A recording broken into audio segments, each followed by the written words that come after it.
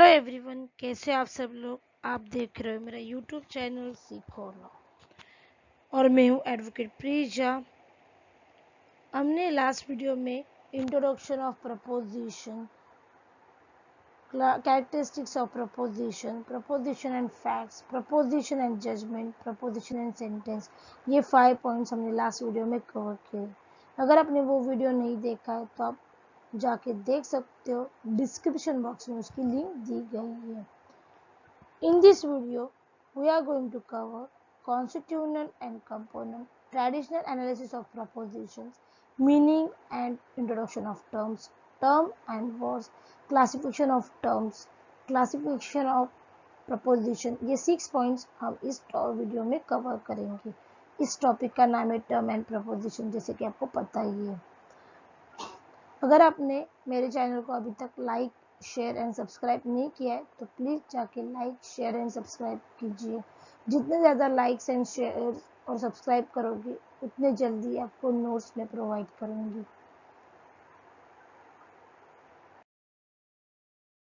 Constituent and components, इस point से हम स्टार्ट करेंगे कि कॉन्स्टिट्यूएंट एंड कंपोनेंट होता क्या है। लेकिन लॉजिक क्या होता है, लॉजिक क्या होता है?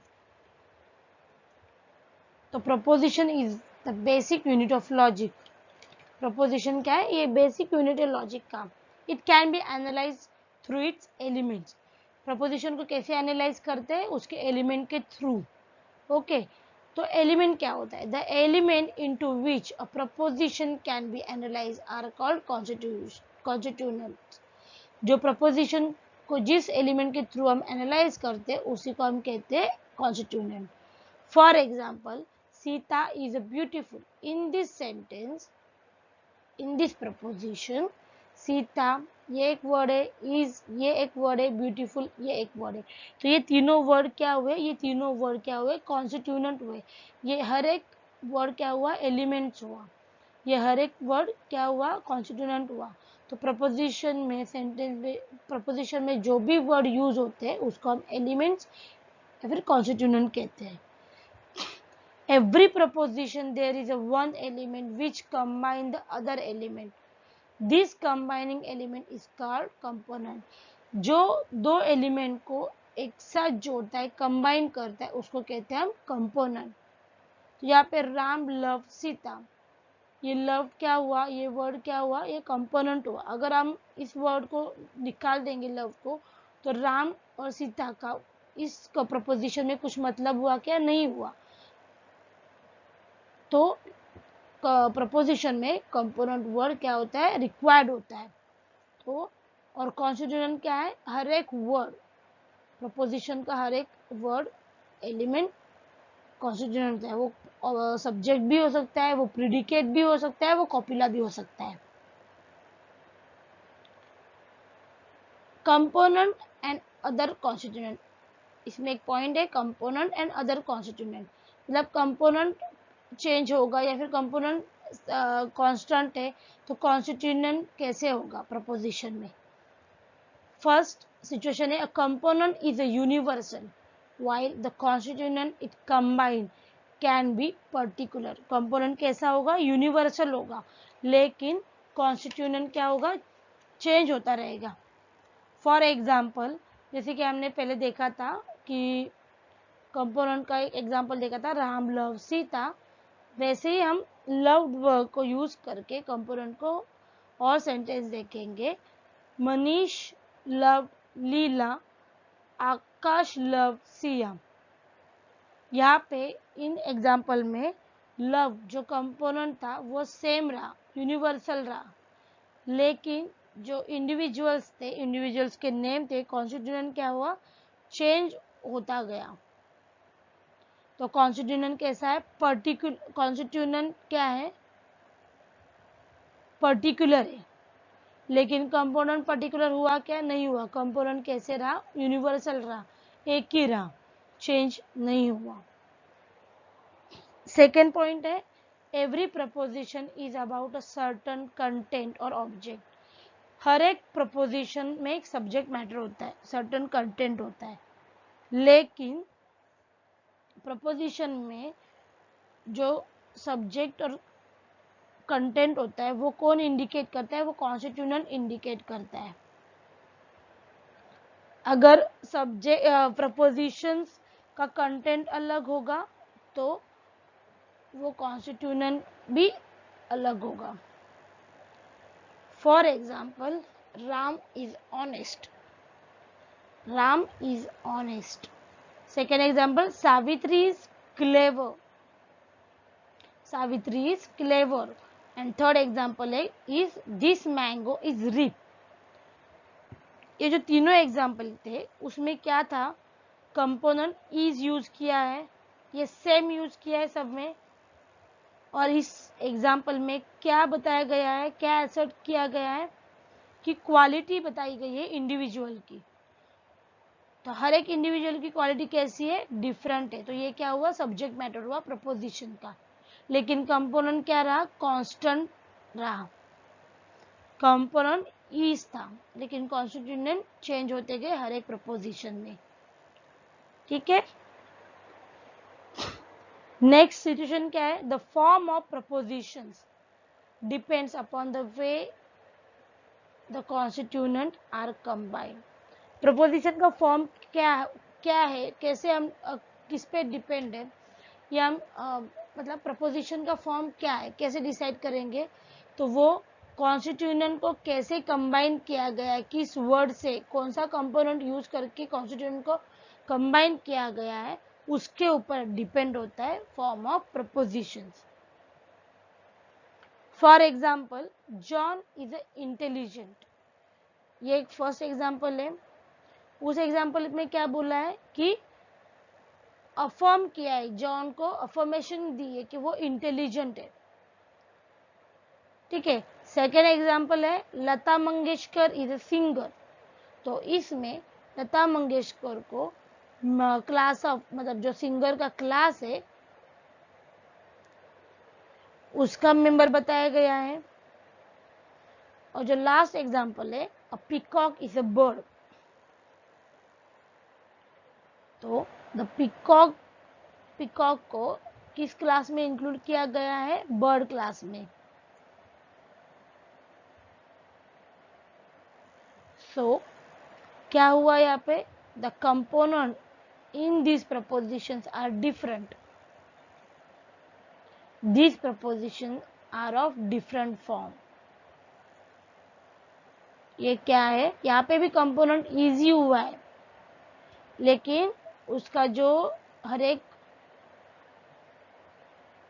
कंबाइन किससे किया गया है, इज वर्ड से ही यहाँ पे सारे एग्जाम्पल में यूज किया गया है। लेकिन कॉन्स्टिट्यूएंट कैसे थे, चेंज थे। लेकिन तो इसका फॉर्म भी प्रपोजिशन का हर एक फॉर्म अलग है।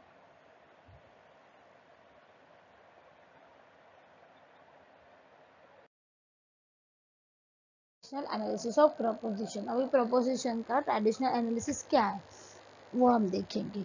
कि हमने देखा कि प्रपोजिशन में कॉन्स्टिट्यूएंट एंड कंपोनेंट होते हैं, लेकिन प्रपोजिशन में जो कॉन्स्टिट्यूएंट होते हैं वो दो टाइप के होते हैं या फिर दो होते हैं कॉन्स्टिट्यूएंट। एक होता है सब्जेक्ट और एक होता है प्रेडिकेट। अभी सब्जेक्ट क्या होता है, जो कुछ कहना चाहता है, और प्रेडिकेट क्या होता है, जो सब्जेक्ट कह रहा है उसको अफर्म या फिर डिनाई करता है।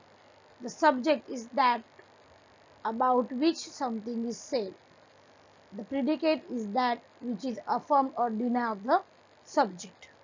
ठीक है। अभी ये जो सब्जेक्ट और प्रेडिकेट है जो प्रपोजिशन में यूज होते हैं उसको हम कहते हैं टर्म्स। लेकिन अभी ये टर्म्स जो है वो हम आगे जाके डिटेल में पढ़ेंगे। नेक्स्ट, कॉपुला क्या होता है, copula is that element which express affirmations और डिनायल।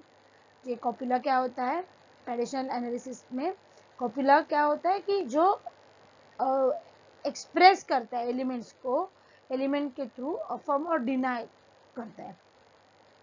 किसी भी प्रपोजिशन में कॉपुला एक एलिमेंट है जो हाँ या ना मतलब अफर्म या फिर डिनाइल करता है, उसके एक्सप्रेशन के थ्रू एक्सप्रेस करता है। For example, all kings are mad, all kings are mad, उनमें उस एग्जाम्पल में क्या बोला है कि proposition express agreement between the subject and predicate. इस एग्जाम्पल में क्या हो रहा है, सब्जेक्ट और प्रेडिकेट के बीच में एग्रीमेंट हो रहा है, और यहाँ पे जो कॉपुला है वो कैसा है, अफर्मेटिव है। Second example is Peter is not reliable, Peter is not reliable. In this preposition subject and predicate, subject and predicate, ये इन दोनों के बीच में क्या हो रहा है, डिसएग्रीमेंट हो रहा है। और ये यहाँ पे जो कॉपुला है वो कैसा काम कर रहा है, वो निगेटिव काम कर रहा है। कॉपुला हमेशा प्रेजेंट टेंस में होता है, is, am, are present tense में होता है, इज, एम, आर यूज किया होता है इसमें, या फिर इन टू बी फॉर्म में होता है। Okay, the function of copula is the same as that of component. Obviously component क्या करता है, दो एलिमेंट को एक साथ कंबाइन करता है, दो कॉन्स्टिट्यूएंट को एक साथ कंबाइन करता है। वैसे ही कॉपुला भी दो मतलब सब्जेक्ट और प्रेडिकेट को एक साथ करता है, अफर्म और डिनाई करता है। For example, this table is polish. इसमें क्या, इस एग्जाम्पल में क्या हो रहा है, कैसे प्रपोजिशन है, इसमें प्रीडिकेशन दैट इज, मतलब इज यूज किया गया है। प्रीडिकेशन में क्या हमने क्या प्रिडिक्ट किया कि इसमें इज यूज किया गया है, asserting an attribute of an individual। मतलब ये जो दिस टेबल है वो कैसा है, पॉलिश है। तो ये जो टेबल है एज इंडिविजुअल, उसको एक एट्रीब्यूट दिया गया या फिर उसकी तारीफ की गई है। ठीक है, सेकेंड एग्जाम्पल में क्या है, जॉन इज अ क्रिश्चियन। तो इसमें जॉन को क्रिश्चियन क्लास की मेंबरशिप दी गई है। जॉन किस क्लास का मेंबर है, क्रिश्चियन का। John is a Christian, is क्या है यहाँ पे, कॉपुला है। थर्ड एग्जाम्पल है, सम टीचर्स आर रिस्पेक्टेड। तो यहाँ पे दो क्लास है, एक क्लास दूसरे क्लास में इंक्लूड हो रहा है। टीचर्स, सम टीचर्स किस में इंक्लूड हो रहा है, रिस्पेक्टेड क्लास में। तो यहाँ पे दो क्लास है और ये आर, यहाँ पे आर कॉपुला यूज किया गया है। The traditional logicians believe that there is only one kind of relation between terms, namely predication. That is why their classification of proposition is defective. जो हम प्रिडिक्ट करते हैं लॉजिक में, ट्रेडिशनल लॉजिक में हम क्या करते हैं, हम प्रिडिक्ट करते हैं, हम प्रिडिक्ट करके ही मतलब ड्रॉ करते हैं, हम सोचते हैं। तो इसलिए समटाइम्स ये प्रपोजिशन कैसे होते हैं, डिफेक्टिव होते हैं। तो क्लासिफिकेशन ऑफ प्रपोजिशन है क्या है, वो समटाइम डिफेक्टिव होता है।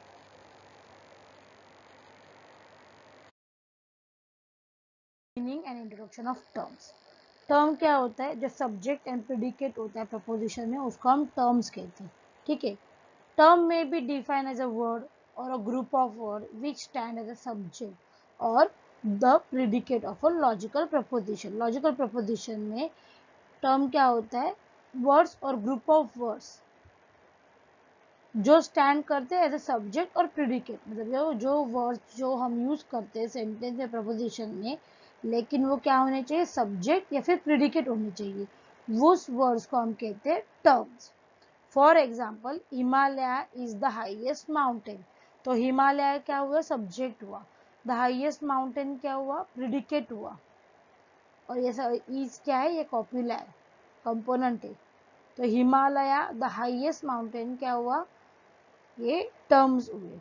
ठीक है, तो सारे वर्ड्स क्या होते हैं, सारे वर्ड्स टर्म नहीं होते हैं।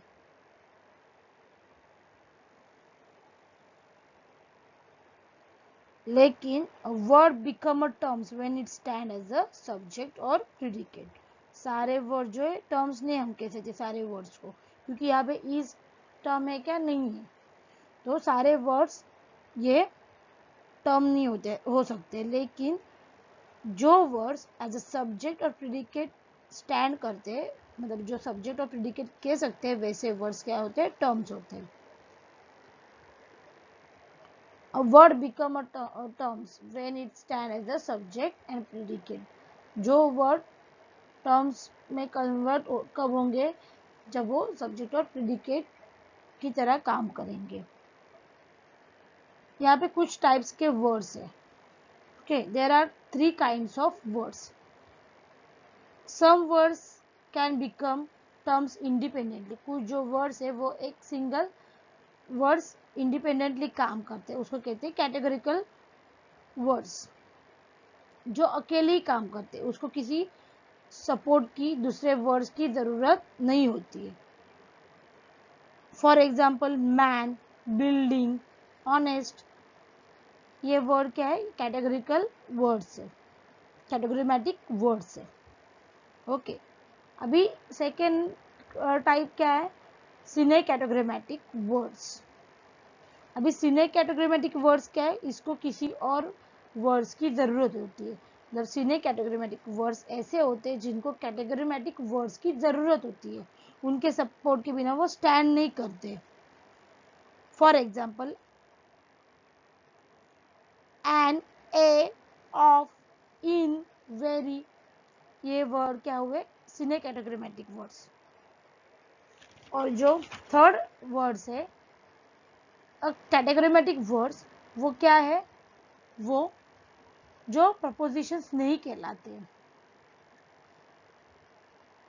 उसमें एक्सक्लेमेटरी मार्क होता है उस ऐसे वर्ड्स में जहाँ पे एक्सक्लेमेशन यूज किए जाते हैं. ओ, वाओ, अल्लाह, बट ऐसे जब हम खुश होते हैं, हम तब उस टाइम जो फीलिंग्स एक्सप्रेस होती है वहाँ पे एक्सक्लेमेटरी मार्क्स आता है, साइन आता है. तो वैसे वर्ड्स टर्म, मतलब वैसे वर्ड्स को हम कहेंगे और कैटेगोरीमेटिक वर्ड्स.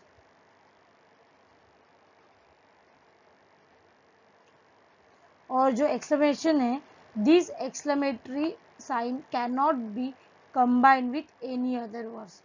तो ये जो एक्सक्लेमेटरी साइन जो यूज करते हैं, वैसे वर्ड्स किसी अदर वर्ड्स के साथ कंबाइन नहीं किए जा सकते. Term can be express only information, thought or reasoning. They cannot express feelings, questions, wishes, request and command. Terms क्या express कर सकता है, terms क्या होता है, जो information देता है, thought provide कर रहा है, किसी की thought express कर रहा है, reasoning provide कर रहा है किसी चीज का. तो ऐसे जो expression है ये terms में यूज किए जाते हैं.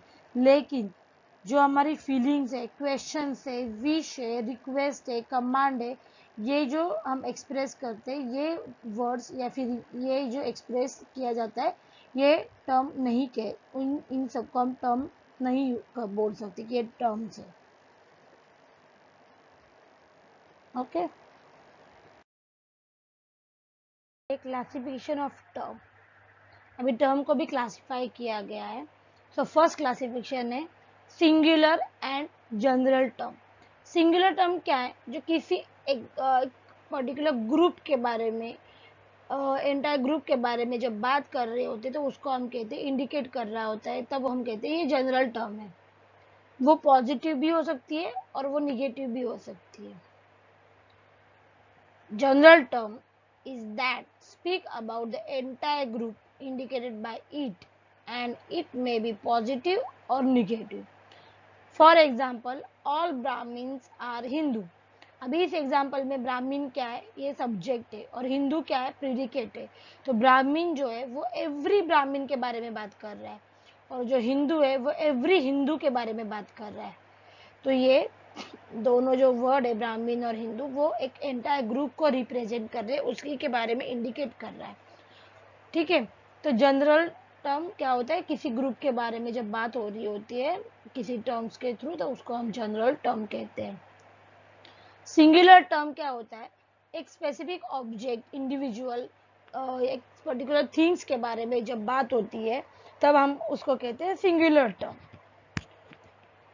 Singular term is that which can be applied to one definite object. Okay.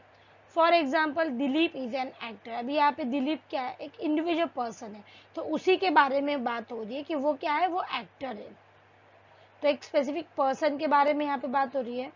तो जब किसी एक पर्टिकुलर डेफिनेट ऑब्जेक्ट के बारे में बात होती है तब हम उसको कहते हैं सिंगुलर टर्म। नेक्स्ट क्लासिफिकेशन है positive and negative term. Positive term क्या कहता है कि ये प्रेजेंस में है, ये चीज है। तो निगेटिव टर्म उसको डिनाई करता है कि ये कहते हैं ये एब्सेंस है, ये चीज नहीं है। Positive terms implies the presence of attribute while negative terms implies their absence। अब यहाँ पे कुछ एग्जाम्पल है पॉजिटिव टर्म्स के, जैसे कि बॉय, स्वीट, ऑनेस्ट, ये क्या है पॉजिटिव टर्म है। तो निगेटिव टर्म क्या है, non boy, non sweet, non honest, ये सारे क्या हुए निगेटिव टर्म्स हुए। जब हम पॉजिटिव टर्म के आगे प्रीफिक्स लगा देते हैं जैसे कि नॉन एंड नॉट, तब वो निगेटिव टर्म बन जाती है।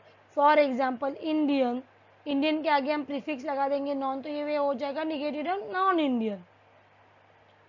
लेकिन कुछ टर्म्स ऐसे भी होते हैं जहाँ पे हम नॉन, नॉट, नो ये चीजें नहीं लगाते, फिर भी वो निगेटिव टर्म होती है। फॉर एग्जाम्पल फॉरेनर, डाउट, ये सारे क्या है निगेटिव टर्म है। इनके आगे हम नॉन नहीं लगाते फिर भी ये निगेटिव टर्म है। क्यों? फॉरेनर का मतलब क्या है, one who does not belong to the country, जो किसी एक कंट्री से बिलोंग, एक स्पेसिफिक कंट्री से बिलोंग नहीं करता है, उसको हम फॉरेनर कहते हैं। और डाउट का मतलब क्या है, डिसबिलीफ। तो ये निगेटिव टर्म है, ये कुछ एक्सेप्शनल है। और एक यहाँ पे एक निगेटिव टर्म है जैसे कि नॉट वाइट। तो नॉट वाइट मतलब क्या, वाइट के अलावा जो भी कलर्स है, रेड, ब्लू, ग्रीन, उसे हम नॉट वाइट करेंगे। लेकिन ये जो नॉट वाइट टर्म है वो अलग तरीके से भी यूज की जाती है, जैसे कि charity, justice, God, in term के लिए भी ये नॉट वाइट ये टर्म यूज की जाती है। जहाँ पे विटनेस, एब्सेंस ऑफ विटनेस होता है, वहां पे हम नॉट वाइट ये टर्म यूज करते हैं। तो जहाँ पे कोई भी एक टर्म डिफरेंट डिफरेंट मीनिंग से यूज की जाती है तो उसे हम क्या कहते हैं, इनफाइनाइट और इनडेफिनाइट निगेटिव टर्म। उन टर्म को हम इनफाइनाइट और इनडेफिनेट निगेटिव टर्म्स कहते हैं। ओके, नेक्स्ट क्लासिफिकेशन है कॉन्ट्राडिक्टरी एंड कॉन्ट्रारी टर्म्स। तो ये कॉन्ट्राडिक्टरी और कॉन्ट्रारी टर्म जो है वो इनकम्पैटिबल टर्म्स के क्लासिफिकेशन है। तो अभी हम पहले देखते हैं कंपैटिबल और इनकम्पैटिबल टर्म्स क्या है। तो कंपैटिबल टर्म क्या है, जहाँ पे कोई भी दो टर्म्स एक साथ एक ही चीज के लिए एक ही टाइम पे यूज की जाती है, उसको हम कंपैटिबल टर्म कहते हैं। Compatible terms means two terms are said to be compatible when both are applicable one things at the same time। For example tall and fat. तो कोई भी इंडिविजुअल पर्सन टॉल भी हो सकता है, फैट भी हो सकता है, या फिर कोई भी चीज टॉल एंड फैट दोनों हो सकती है। तो वो ये जो कंपैटिबल टर्म है हम यूज कर सकते हैं एक ही टाइम पे एक ही चीज के लिए। और भी एग्जाम्पल आपको चाहिए तो rich and wise, red and green, ये कंपैटिबल टर्म्स के एग्जाम्पल्स हैं। अभी इनकम्पैटिबल टर्म क्या है, जहाँ पे कोई भी दो टर्म्स एक साथ एक ही चीज के लिए एप्लीकेबल नहीं होते, वो इनकम्पैटिबल होते हैं, उसे हम कहते हैं incompatible terms. Two terms are said to be incompatible when both can not be applicable to one things at the same time। For example tall and short। Tall and short किसी हम एक individual को या फिर एक things को हम बोल नहीं सकते कि वो दोनों एक साथ, मतलब वो टॉल भी है शॉर्ट भी है, एक तो वो टॉल हो सकता है एक तो वो शॉर्ट हो सकता है। तो ऐसे ही दो टर्म्स एक साथ कभी भी नहीं बैठते, उनको हम कहते हैं इनकम्पैटिबल टर्म्स।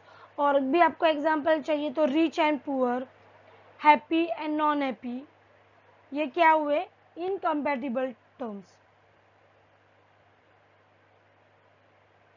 ओके, अभी इनकम्पैटिबल टर्म्स को और भी मतलब फर्दर डिवाइड किया गया है, क्लासिफाइड किया गया है दो टर्म्स में, एक कॉन्ट्राडिक्टरी एंड कॉन्ट्ररी टर्म।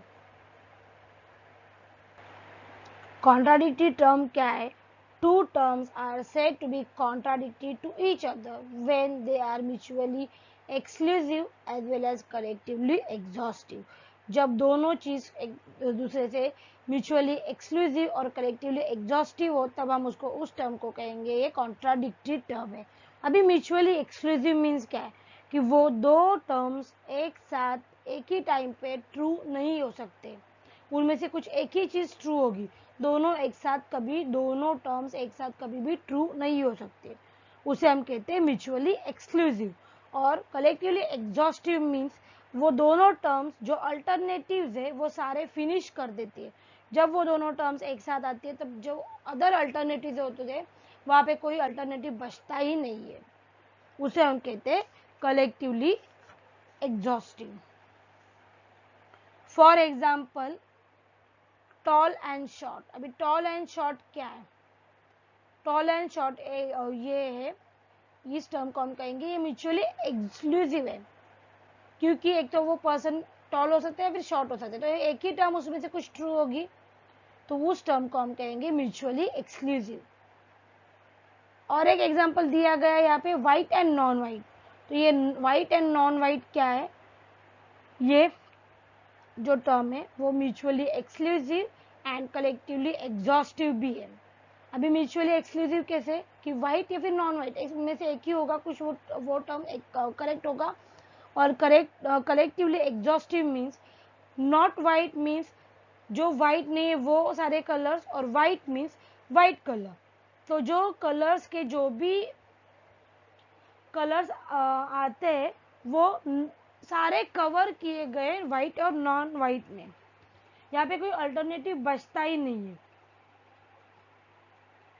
इसलिए ये टर्म कलेक्टिवली एग्जॉस्टिव और म्यूचुअली एक्सक्लूसिव है. और एग्जांपल चाहिए तो rich and non rich, Hindu and non Hindu, educated and non educated, ये सारे जो एग्जांपल्स है ये कॉन्ट्राडिक्टरी टर्म्स के एग्जांपल है. कॉन्ट्ररी टर्म क्या है? Two terms are said to be contrary to each other when they are mutually exclusive but they are not collectively exhaustive. कोई भी दो टर्म जब म्यूचुअली एक्सक्लूसिव होगी लेकिन वो कलेक्टिवली एग्जॉस्ट नहीं होनी चाहिए. फॉर एग्जाम्पल क्या है कि ब्लैक एंड व्हाइट. तो ये जो ब्लैक एंड व्हाइट एग्जाम्पल है वो म्यूचुअली एक्सक्लूसिव है, क्योंकि कोई भी चीज ब्लैक हो सकती है फिर व्हाइट हो सकती है, दोनों एक साथ ट्रू नहीं हो सकती है. और ये कलेक्टिवली एग्जॉस्ट नहीं है ये टर्म, क्योंकि ब्लैक एंड व्हाइट छोड़ के यहाँ पे अल्टरनेटिव बचते हैं, बाकी सारे कलर्स ब्लू ग्रीन ये सारे अल्टरनेटिव्स है. तो यहाँ पे कलेक्टिवली हम ये नहीं कह सकते कि ब्लैक एंड व्हाइट ये कलेक्टिवली एग्जॉस्टिव टर्म है. और एग्जांपल चाहिए तो rich and poor, Hindu and Muslim, ये क्या है? ये कॉन्ट्ररी टर्म्स है, कॉन्ट्ररी टर्म्स के एग्जांपल है. तो कॉन्ट्ररी टर्म्स क्या है कि वो म्यूचुअली एक्सक्लूसिव होनी चाहिए लेकिन कलेक्टिवली एग्जॉस्ट नहीं होने चाहिए. म्यूचुअली एक्सक्लूसिव मीन्स क्या है कि कोई भी दो टर्म में से कोई भी एक ही टर्म ट्रू होगी at the same time. Okay. Next and last classification है टर्म का डिनोटेशन एंड कनोटेशन. अभी डिनोटेशन क्या है? वो किसी चीज के बारे में नोट डाउन करता है, पॉइंट आउट करता है. वो जो टर्म होती है वो बहुत सारे थिंग्स को रिप्रेजेंट करता है. एक ही टर्म बहुत सारे चीजों को रिप्रेजेंट करता है, उसे हम कहते हैं डिनोटेशन. फॉर एग्जाम्पल अभी यहाँ पे एक एग्जाम्पल है कि मैन. तो ये मैन जो टर्म है वो बहुत सारे वर्ड के लिए स्टैंड करता है, जैसे कि Ram, Rahim, robot, individual livings, dead and yet to be born. ऐसे थिंग्स के लिए ये मैन जो वर्ड है ये टर्म है जो यूज की जाती है. तो एक टर्म जो बहुत सारे टर्म्स को कलेक्टिवली मतलब अभी हम मैन बोल रहे तो हम स्पेसिफिक मैन के बारे में बोल रहे हैं. जब हम पूरा सेंटेंस पढ़ेंगे तब हम बोलेंगे कि ये मैन ये जो टर्म है वो किसके लिए स्टैंड कर रही है. ठीक है. This man is a good. तो ये वहां पे मैन का कुछ नाम नहीं है, तो राम इज गुड ये भी हो सकता है. Individual is a good things, मतलब हम जो मैन, ये जो वर्ड, ये जो टर्म है, उन उसको हम मतलब एज अ मतलब मीनिंग एज अ नेम की जगह भी यूज कर सकते हैं। इंडिविजुअल के बारे में बता रहे तब भी हम यूज कर सकते हैं। तो एक ऐसी टर्म जो बहुत सारे चीजों को पॉइंट आउट कर रहा हो, उसे हम डिनोटेशन कहते हैं। और कनोटेशन क्या होता है, सॉरी, और एक है डिनोटेशन में कि यहाँ पे कुछ एक्सेप्शन है, कि जैसे कि स्काई, अर्थ, सन, तो ये एक स्पेसिफिक उन्हीं टर्म के लिए जानी जाती है, वो किसी और को डिनोट नहीं करती है ये सारी टर्म्स। ठीक है, तो ये एक्सेप्शन है। और कनोटेशन क्या होता है, कनोटेशन होता है कि किसी की क्वालिटीज क्या होती है, एट्रीब्यूट्स बताता है कि एक स्पेसिफिक क्वालिटी क्या है इस टर्म में, उसको बताता है कनोटेशन टर्म। जैसे कि मैन, तो मैन की क्वालिटीज क्या है, एनिमैलिटी एंड रैशनैलिटी, ये मैन की क्वालिटीज है। यहाँ पे और एक एग्जांपल है कि ट्रायंगल, तो ट्रायंगल की क्वालिटीज क्या है, फ्लैटनेस एंड थ्री साइडनेस। लेकिन कनोटेशन क्या करता है, जैसे उसकी जो इम्पोर्टेंट क्वालिटी है, मतलब उसके बिना वो चीज है ही नहीं, उसका कुछ मतलब ही नहीं है, तो इसेंशियल क्वालिटी जो होती है वही कनोटेशन में बताई जाती है। कनोटेशन वही इंप्लाई करता है जो इसेंशियल क्वालिटी है, जो नॉन इसेंशियल क्वालिटी है उसको कनोटेशन इंप्लाई नहीं करता है। जैसे कि ट्रायंगल, तो ट्रायंगल थ्री साइड के बिना उसका कुछ वजूद ही नहीं है, तो three side is essential quality of triangle. ठीक है, तो flatness is a secondary quality of triangle, लेकिन three sideness is a essential quality of triangle. तो इसको कनोटेशन में इंप्लाई करते हैं, जो मेन क्वालिटी है किसी भी चीज की उसको कनोटेशन में इंप्लाई करते हैं, उसे कहते हैं connotation terms. I hope all of you understand the classification of term.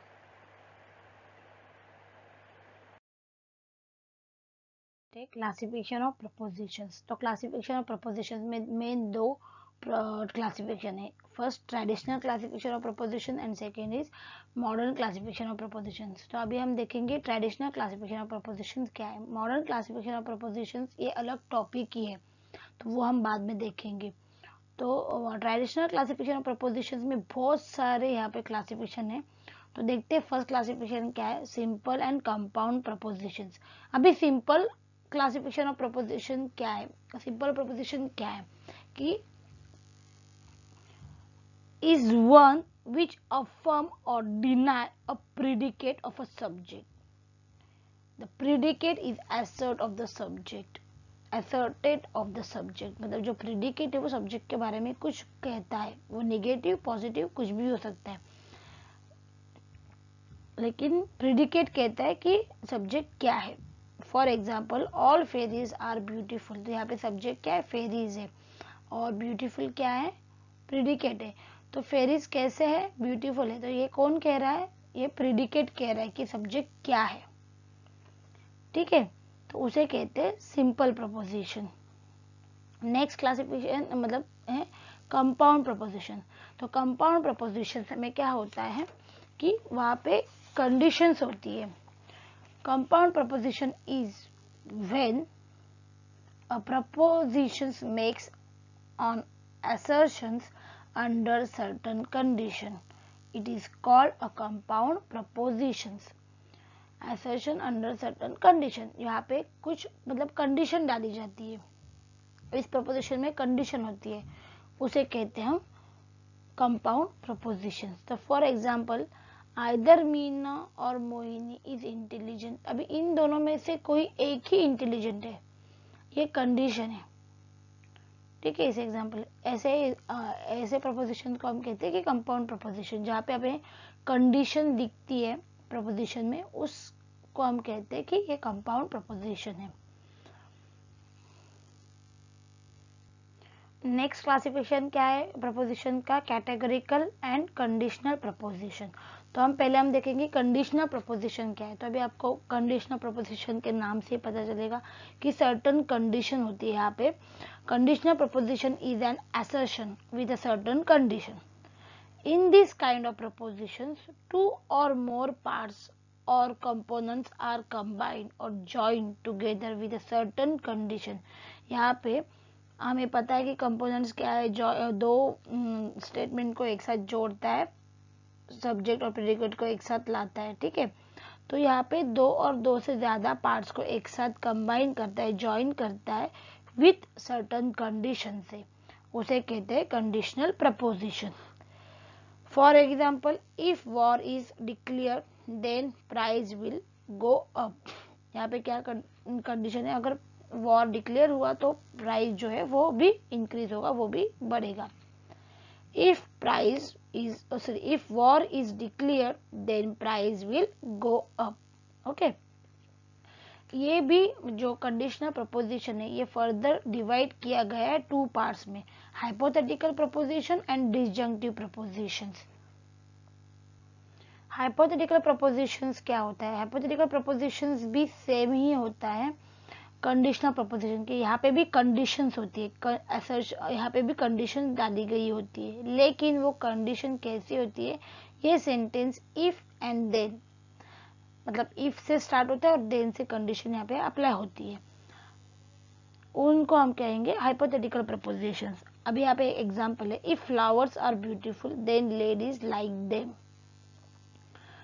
तो इस एग्जांपल में ये क्या है, इफ एंड देन, मतलब इससे ये सेंटेंस स्टार्ट होता है, ठीक है। इफ से स्टार्ट होता है और देन से ये ज्वाइन किया जाता है, कंबाइन किया जाता है दो सेंटेंस को, उसको हाइपोथेटिकल प्रपोजिशन कहते हैं। लेकिन जो इफ मतलब फर्स्ट पार्ट होता है, इफ से जो सेंटेंस स्टार्ट होता है देन तक, उसको कहते हैं एंटीसीडेंट, और जो लास्ट पार्ट होता है आफ्टर देन, उसको कहते हैं कॉन्सिक्वेंट। अगर ऐसा हुआ तो ऐसा होगा, तो उसको फॉलो कर रहा है, एंटीसीडेंट को कॉन्सिक्वेंट फॉलो कर रहा है स्टेटमेंट को। तो यहाँ पे दो एंटीसीडेंट एंड कॉन्सिक्वेंट, ये दो पार्ट होते हैं प्रपोजिशन में। जो इफ से स्टार्ट होता है, फर्स्ट पार्ट को हम कहते हैं एंटीसीडेंट और नेक्स्ट पार्ट को हम कहते हैं कॉन्सिक्वेंट। अगर एंटीसीडेंट ट्रू है तो कॉन्सिक्वेंट भी ट्रू ही होगा, ओके। उसको कहते हैं हाइपोथेटिकल प्रपोजिशन। यहाँ पे भी कंडीशंस होती है, लेकिन यहाँ पे सेंटेंस इफ से स्टार्ट होता है और देन से कंबाइन किया जाता है। If and then is important in this hypothetical propositions. Then से यहाँ पे कंडीशन डाली जाती है। तो फर्स्ट पार्ट को हम कहते हैं एंटीसीडेंट और नेक्स्ट पार्ट को हम कहते हैं कॉन्सिक्वेंट। अगर एंटीसीडेंट ट्रू है तो कॉन्सिक्वेंट भी ट्रू ही होगा। Disjunctive prepositions क्या है? Disjunctive preposition is word which state alternatives. This preposition assert that at least one of the alternative is true or alternatives are combined with the condition of or. यहाँ पे alternatives दिए जाते हैं और यहाँ पे जो conditions है alternatives conditions के साथ दिए जाते हैं। तो वो जो condition है वो और इस word से हमें उस सेंटेंस में दिखाई देती है, ठीक है। तो कंडीशंस डाली जाती है लेकिन वो और वर्ड से, और वहां पे अल्टरनेटिव होते हैं, तो उनमें से कुछ एक ही अल्टरनेटिव ट्रू होगा। At least one of the alternative is true, यहाँ पे एक अल्टरनेटिव ट्रू होना चाहिए, ठीक है। For example, a line may be straight और कर्व। लाइन में भी स्ट्रेट और कर्व, यहाँ पे दो की लाइन कैसी होनी चाहिए, स्ट्रेट या फिर कर्व, तो उन दोनों में से कुछ एक ही अल्टरनेटिव ट्रू होगा। तो ये यहाँ पे एग्जांपल है। तो यहाँ पे डिसजंक्टिव प्रपोजिशन है वो फर्दर क्लासिफाइड किया गया है स्ट्रिक्ट एंड वीक डिसजंक्टिव में। स्ट्रिक्ट एंड वीक डिसजंक्टिव में अभी स्ट्रिक्ट डिसजंक्टिव क्या है, प्रपोजिशन क्या है कि जहाँ पे कोई एक अल्टरनेटिव ट्रू होगा जो म्यूचुअली एक्सक्लूसिव होगा। Strict disjunctive proposition is that when two alternatives of the disjunctive propositions are mutually exclusive, it is called strict disjunctive proposition. अभी म्यूचुअली एक्सक्लूसिव आपको पता ही है कि कोई दो अल्टरनेटिव में से कोई एक अल्टरनेटिव ही ट्रू होगा। तो फॉर एग्जाम्पल अ लाइन में बी स्ट्रेट और कर्व, तो यहाँ पे एक तो स्ट्रेट होगी लाइन या फिर कर्व होगी, दोनों एक साथ ट्रू होंगे क्या? तो नहीं। तो ये जो स्ट्रेट और कर्व, ये जो अल्टरनेटिव है, ये दोनों कैसे है? ये म्यूचुअली एक्सक्लूसिव है। या फिर स्ट्रेट होगी या फिर कर्व होगी, दोनों एक साथ ट्रू नहीं होंगी। तो स्ट्रिक्ट डिसजंक्टिव प्रपोजिशन क्या होता है कि कोई एक ही अल्टरनेटिव ट्रू होगा और वो म्यूचुअली एक्सक्लूसिव होने चाहिए दोनों अल्टरनेटिव। एग्जाम्पल में नेक्स्ट क्लासिफिकेशन है वीक डिसजंक्टिव प्रपोजिशंस। अभी वीक डिसजंक्टिव प्रपोजिशन क्या है? वीक डिसजंक्टिव प्रपोजिशंस मतलब क्या होता है? जो मतलब टू अल्टरनेटिव जो है वो म्यूचुअली एक्सक्लूसिव नहीं होंगे।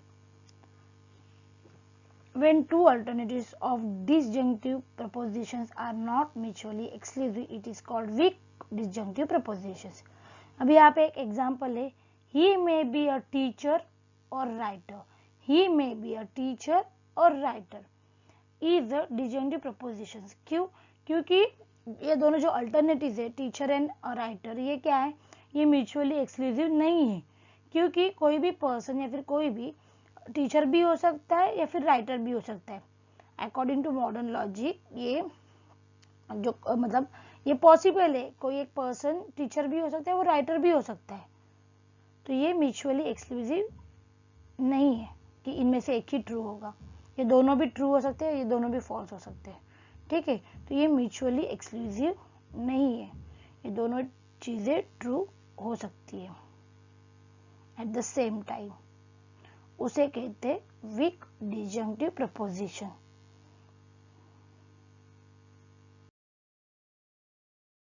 Categorical preposition. अभी कैटेगरिकल प्रपोजिशंस क्या होता है कि जो प्रेडिकेट जो है वो सब्जेक्ट को अफर्म या फिर डिनाई करता है एब्सोल्युटली, उसे हम कहते हैं कैटेगरिकल प्रपोजिशंस। यहाँ पे कोई भी कंडीशंस एप्लीकेबल नहीं होती है।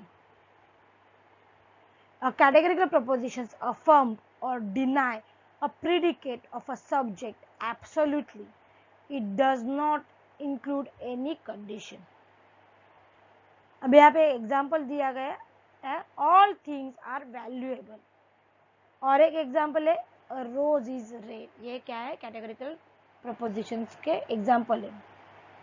अभी कैटेगरिकल प्रपोजिशंस फर्दर क्लासिफाई किया गया है quality of propositions and quantity of preposition में। अभी क्वालिटी ऑफ प्रपोजिशंस क्या है कि जो प्रेडिकेट है वो अफर्म या फिर डिनाई करता है सब्जेक्ट को, उसे हम क्वालिटी ऑफ प्रपोजिशन कहते हैं। जब प्रेडिकेट सब्जेक्ट की क्वालिटी बताता है तो हम उसे क्वालिटी ऑफ प्रपोजिशंस कहते हैं। वो निगेटिव भी हो सकती है और पॉजिटिव भी हो सकती है। जो क्वालिटी बता रहा है वो निगेटिव और पॉजिटिव दोनों भी हो सकती है। ठीक है, उसे क्वालिटी ऑफ प्रपोजिशन कहते हैं। अभी ये जो क्वालिटी ऑफ प्रपोजिशन है फर्दर क्लासिफाई किया गया अफर्मेटिव एंड निगेटिव प्रपोजिशन में। अभी अफर्मेटिव प्रपोजिशन क्या है? जहां पे प्रेडिकेट अफर्म करता है सब्जेक्ट को, उसे हम कहते हैं affirmative proposition. For example all fruits are sweets, some snakes are poisonous. तो फ्रूट फर्स्ट एग्जाम्पल में क्या है? All fruits are sweets. तो यहाँ पे जो क्वालिटी कैसी फ्रूट की बताई गई है? स्वीट्स है फ्रूट्स। तो जो प्रेडिकेट है वो क्या बता रहा है? सब्जेक्ट की क्वालिटी बता रहा है, वो अफर्म कर रहा है। और सम स्नेक्स आर पॉइजनियस, तो स्नेक्स कैसे? पॉइजनियस है। तो ये प्रेडिकेट सब्जेक्ट की क्वालिटी बता रहा है यहाँ पे भी। ठीक है, तो उसे हम कहते हैं अफर्मेटिव प्रपोजिशंस। सेकेंड क्लासिफिकेशन है quantity of propositions. Categorical propositions का क्लासिफिकेशन क्या है? Next quantity of propositions. अभी क्वांटिटी ऑफ प्रपोजिशंस क्या है कि जो प्रेडिकेट है, the predicate may be affirm और deny either of the whole subject और of the part of the subject. जो प्रेडिकेट है वो सब्जेक्ट के किस कुछ पार्ट को या फिर होली सब्जेक्ट को अफर्म कर रहा है या फिर किसी पार्ट को ही वो अफर्म कर रहा है या फिर डिनाई कर रहा है। यहाँ पे दो वर्ड यूज किए जाते हैं कि क्वालिटी ऑफ प्रपोजिशंस में ऑल एंड सम, ये दो वर्ड यूज किए जाते हैं। इससे हमें पता चलता है कि वो क्वालिटी बता रहा है। ठीक है,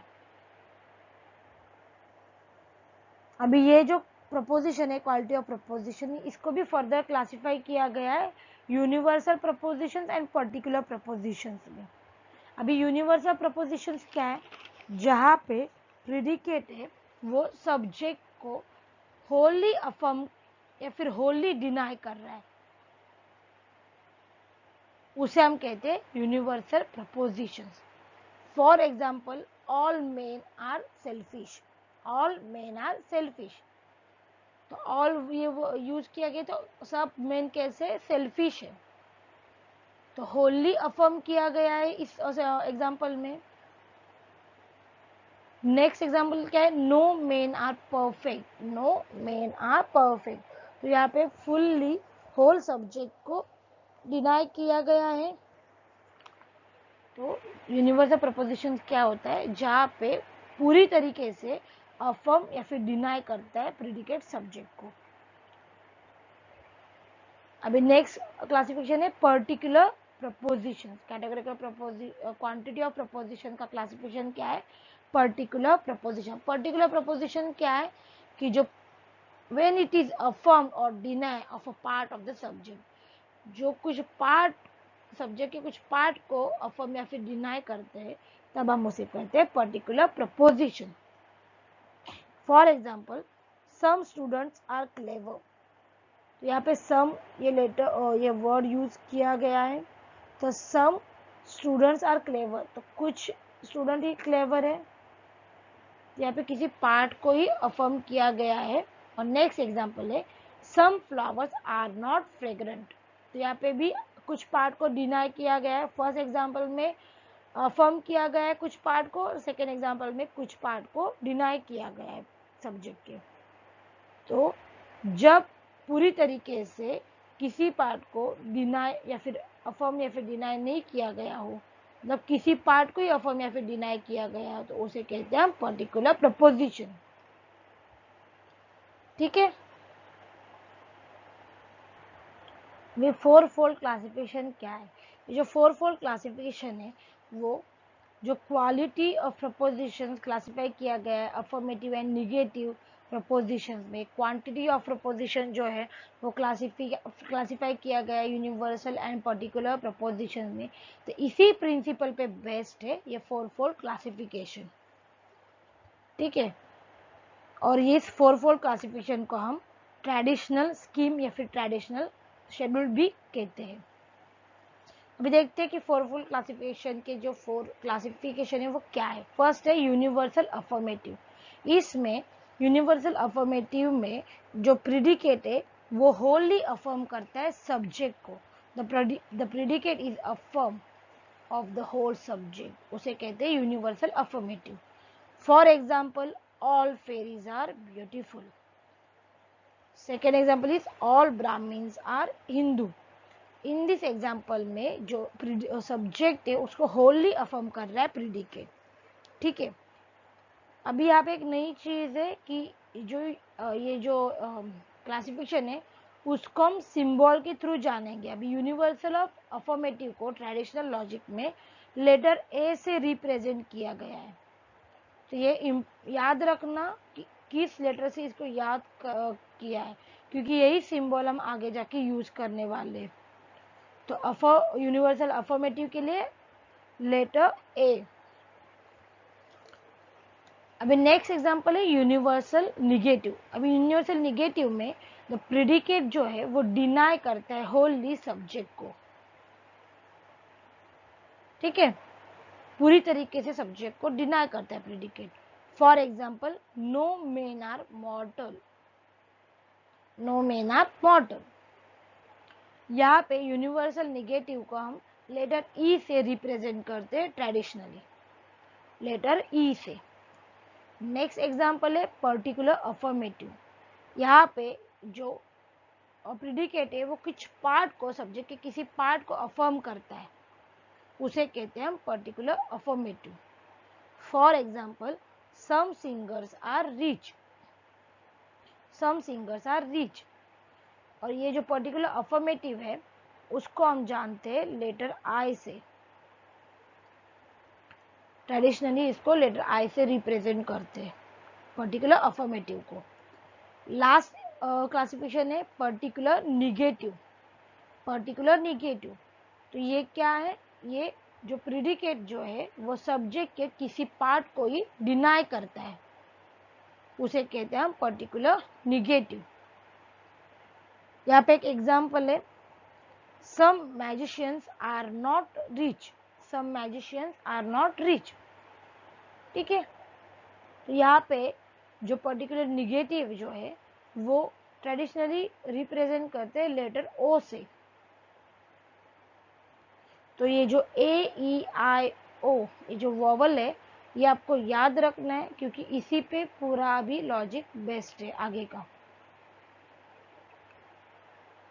तो यूनिवर्सल अफर्मेटिव के लिए हम लेटर ए यूज करेंगे, यूनिवर्सल अफर्मेटिव के लिए लेटर ए यूज करेंगे, यूनिवर्सल निगेटिव के लिए लेटर ई यूज करेंगे, पर्टिकुलर अफर्मेटिव के लिए आई यूज करेंगे, और पर्टिकुलर निगेटिव के लिए ओ, ये ए ई आई ओ, ये वॉवल्स हम यूज करेंगे।